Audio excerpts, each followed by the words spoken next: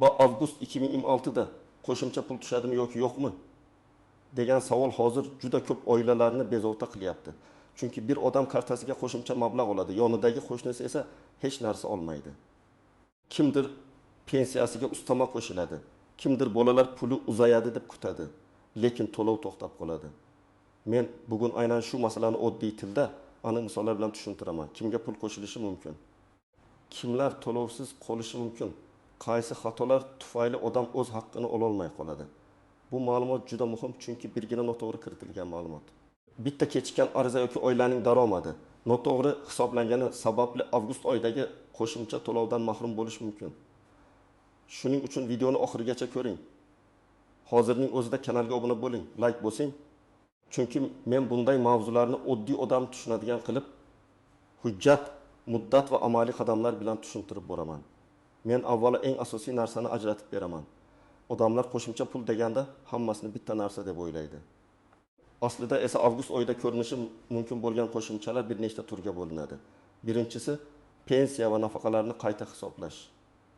Bu holatda davlat ma'lum toifadagi fuqarolarning oylik to'lovini oshiradi yoki oldingi davr uchun farq pulini beradi. Masalan, fuqaroning ish staji bo'yicha hujjat keyinroq tasdiqlansa, pensiya miqdori qayta hisoblanishi mumkin. Shunda avgust oyida u odatdagi pensiyasidan tashqari qo'shimcha farq pulini ham olish ehtimoli bor. Ikkinchisi, ijtimoiy yordam va bolalar nafaqasi bilan bog'liq to'lovlar. Bu yerda asosiy mezon oilaning daromadi, oiladagi a'zolar soni, bolalar yoshi, nogironligi bor shaxslar mavjudligi, rasmiy ish haqi va boshqa tushumlar hisoblanadi. Oldin ayrim odamlar mahalla orqali hujjat topshirib kutib yurardi. Hozir esa ko'p jarayonlar elektron tizimlar orqali tekshiriladi.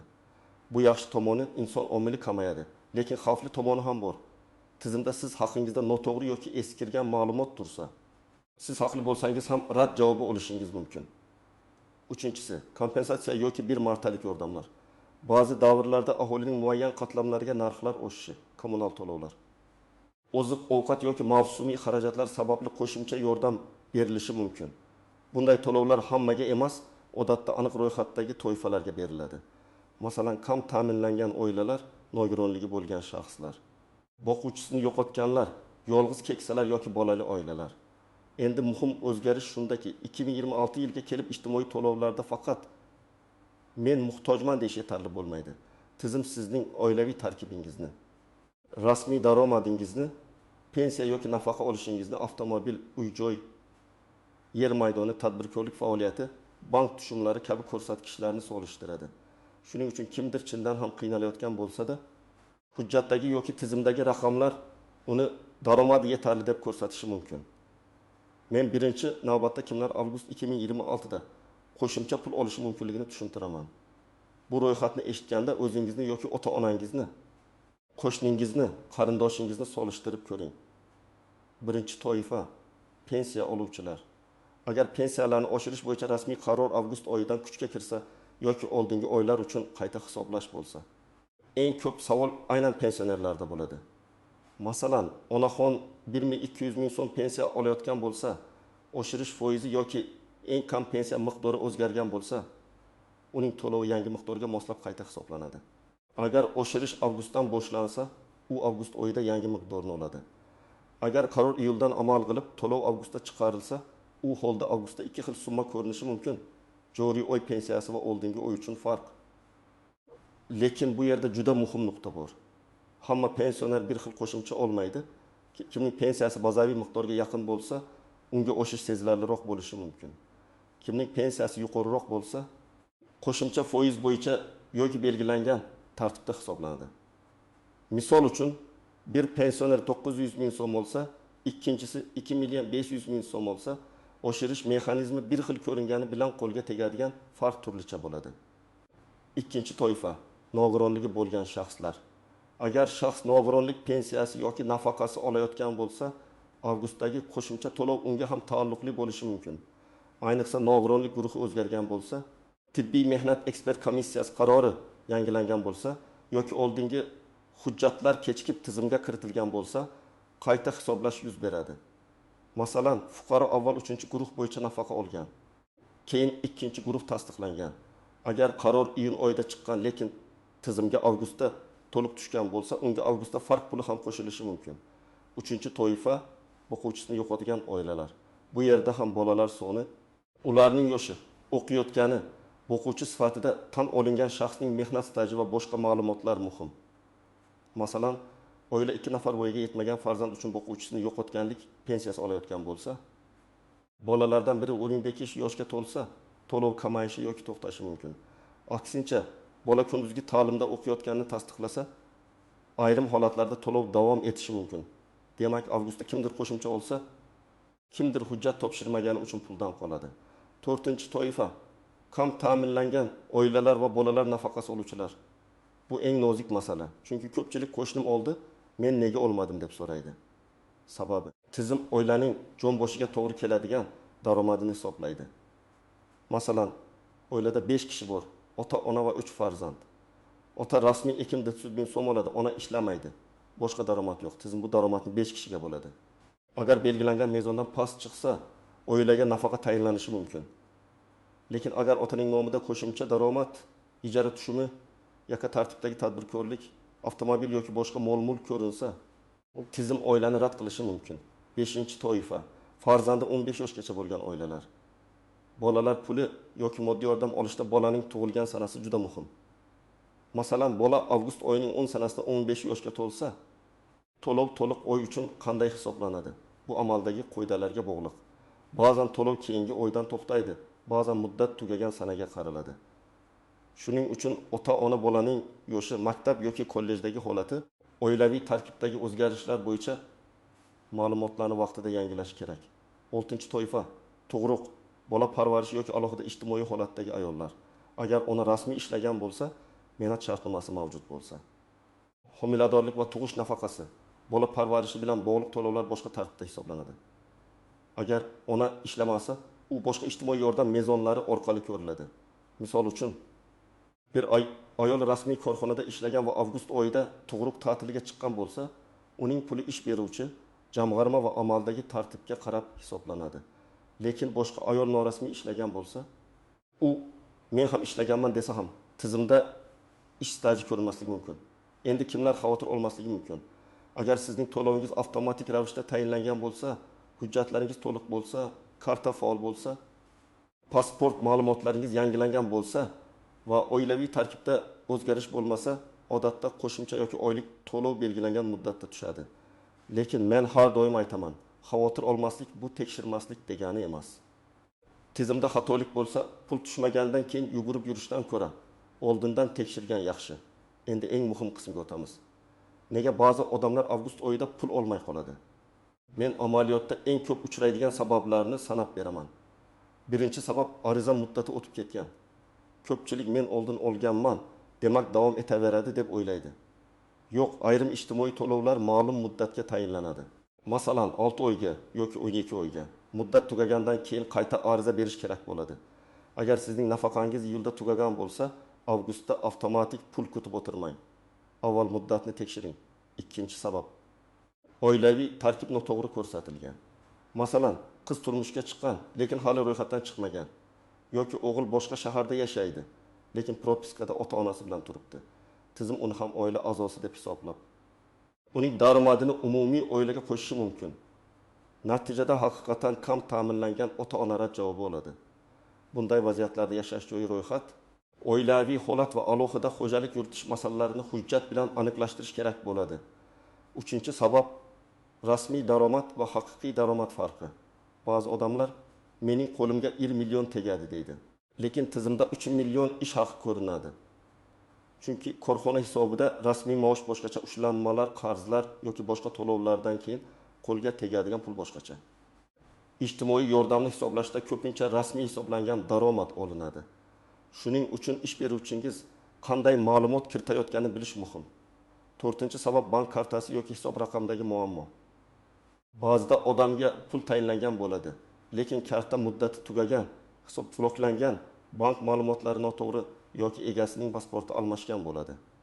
Fuqaro esa menga pul berishmadi deb o'ylaydi. Aslida pul qaytgan yoki ushlanib qolgan bo'lishi mumkin. Shuning uchun to'lov tayinlanganmi yoki yo'qmi? Bankda texnik muammo bormi? Alohida tekshiriladi. 5-sabab, hujjatning muddati tugagan. nogironlik guvohnomasi, tibbiy xulosa, talabalik ma'lumotnomasi, vasiylik hujjati, tug'ilganlik guvohnomasi ma'lumotlari yoki pasport yangilanishi vaqtida tizimga kiritilmasa, to'lov to'xtashi mumkin. Ayniqsa, bolasi oliy ta'limda o'qiyotgan, o'quvchisini yo'qotganlik pensiyasini davom ettirmoqchi bo'lgan oilalar bu masalaga juda ehtiyot bo'lishi kerak. 6-sabab mol-mulk mezoni. Oila kam ta'minlangan deb ariza beradi. Lekin oila a'zolaridan birining nomida avtomobil, qo'shimcha uy, noturar joy, katta yer maydoni yoki tadbirkorlik obyekti chiqadi. Ba'zan bu mulk amalda ishlatilmayotgan bo'ladi. Masalan, eski mashina yurmaydi, yer hosil bermaydi, do'kon yopiq. Lekin tizim buni baribir mulk sifatida ko'rishi mumkin. Bunday holatda fuqaroga tushuntirish tasdiqlovchi hujjat yoki belgilangan tartibda murojaat kerak bo'ladi. 7-sabab norasmiy kelishuvlar. Men ochiq aytaman. Falon odamga aytsam, pul chiqarib beradi degan gaplarga ishonmang. Hozir ko'p to'lovlar elektron tizimlar orqali belgilanadi.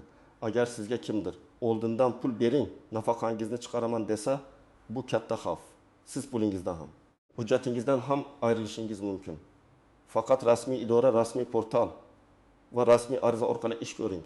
8-sabab avvalgi ortiqcha to'lov. Ba'zan odamga oldingi oylar xato bilan ortiqcha pul o'tkazilgan bo'ladi. Keyin tizim buni aniqlab, keyingi to'lovdan ushlab qoladi yoki to'lovni vaqtincha to'xtatadi. Fuqaro avgustda nega pul tushmadi deydi. Sabab esa iyun yoki iyul oyidagi qayta hisob kitob bo'lishi mumkin. Shuning uchun to'lov tarixini ko'rish kerak. Endi bir nechta hayotiy misol keltiraman. Birinchi misol, 67 yoshli otaxon Mibili 100.000 so'm pensiya oladi. Uning 8 yillik ish staji arxivdan topilmagan edi. Farzandlari arxivga so'rov yuborib, ish stajini tasdiqlatdi. Hujjat avgustda pensiya jamg'armasi tizimiga kiritildi. Natijada otaxonning pensiyasi qayta hisoblanishi va oldingi davr uchun farq puli berilishi mumkin. Bu qo'shimcha hammaga beriladigan sovg'a emas. Aynan hujjat tasdiqlangani sababli yuzaga kelgan to'lov. Ikkinchi misol, 4 farzandli oila bolalar puli olardi. Iyulda muddat tugadi, lekin ona avgustda ham pul tushadi deb kutdi. Ariza qayta berilmagani uchun to'lov chiqmadi. Keyin sentabrda murojaat qildi. Natijada avgust uchun pulni yo'qotishi mumkin. Chunki ko'p hollarda to'lov ariza berilgan davrdan boshlab ko'riladi. Mana shuning uchun muddatni oldindan bilish juda muhim. 3-misol. Nogironligi bo'lgan fuqaroning hujjati iyul oxirida yangilanishi kerak edi. U komissiyaga kech bordi. Tizimda muddati tugagan deb ko'rindi va avgust to'lovi ushlanib qoldi. Keyin hujjat yangilangach, ayrim holatda qayta tiklanadi. Lekin kechikish asab vaqt va pul yo'qotishga olib keladi. 4-misol. Yolg'iz ona 2 farzandi bilan yashaydi, lekin ro'yxatda sobiq turmush o'rtog'i ham turibdi. Sobiq turmush o'rtog'i rasmiy ishlaydi. Tizim uning daromadini ham oilaga qo'shib yuboradi. Ona esa real hayotda undan yordam olmaydi. Bunday vaziyatda nikoh holati, aliment, alohida yashash, sud qarori yoki boshqa tasdiqlovchi hujjatlar muhim bo'lishi mumkin. Endi men sizga aniq qadamlarni beraman. Agar avgust 2026da qo'shimcha pul yoki ijtimoiy to'lov kutayotgan bo'lsangiz, birinchi navbatda o'z maqomingizni tekshiring. Siz pensionermisiz, nogironlik nafaqasi oluvchimisiz? Bolalar puli oluvchimisiz? Kam ta'minlangan oila sifatida ro'yxatdamisiz yoki bir martalik yordamga da'vogarmisiz? Har bir to'lovning qoidasi alohida. Ikkinchi qadam, hujjatlaringizni tartibga keltiring. Pasport yoki ID karta, bolalarning tug'ilganlik guvohnomasi, nikoh yoki ajrim hujjati, nogironlik ma'lumotnomasi, pensiya guvohnomasi, ish haqi ma'lumotlari, talabalik ma'lumotnomasi, bank karta ma'lumotlari, yashash joyi bo'yicha hujjatlar tayyor bo'lsin.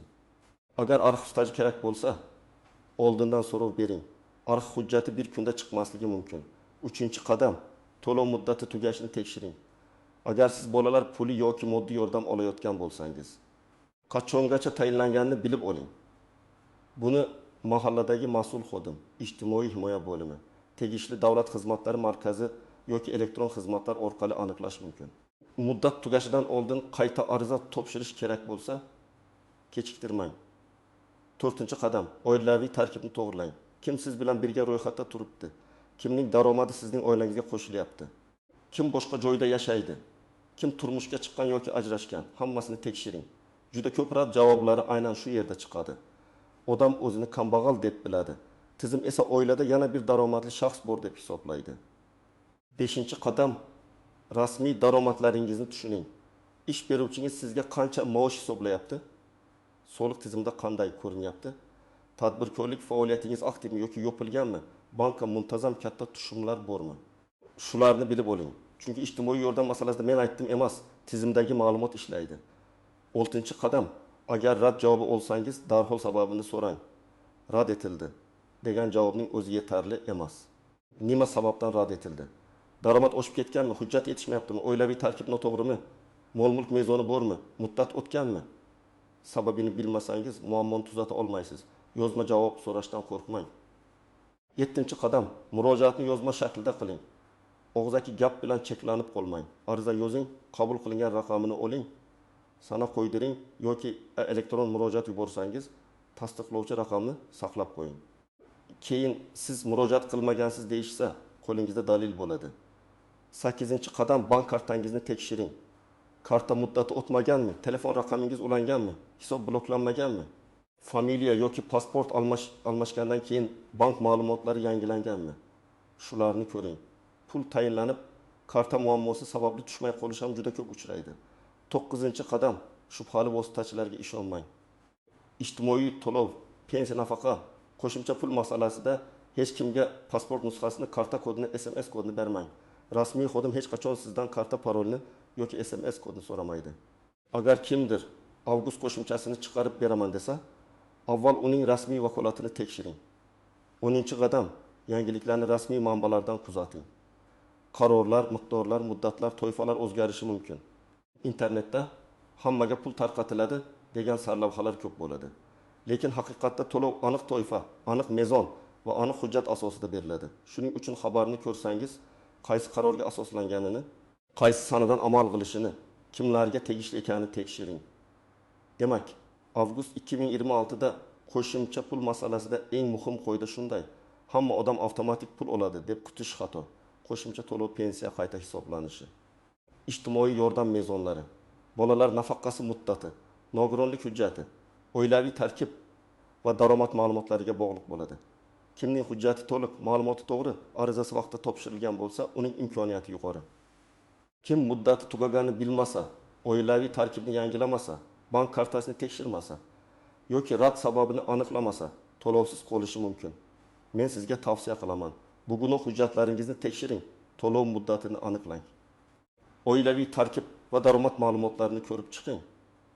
Agar ota-onangiz pensioner bo'lsa, ularning pensiya hujjatlarini ham tekshirib bering.